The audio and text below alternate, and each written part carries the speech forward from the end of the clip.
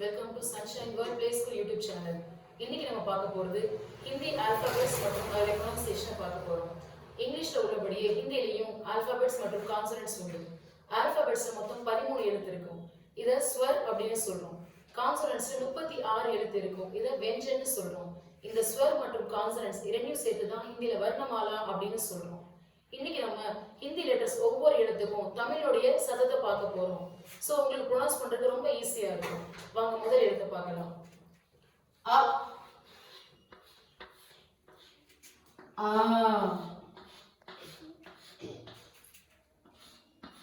இ ஈ உ ஊ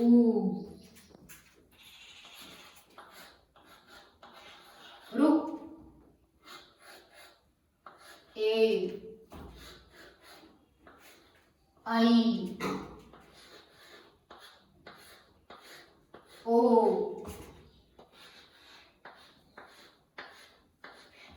ஔ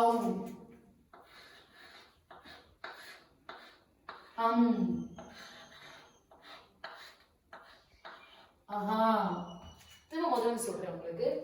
அ ஆ இ ஈ உ ஊ ரு ஏ ஐ ஓ ஔ அம் ஆஹா.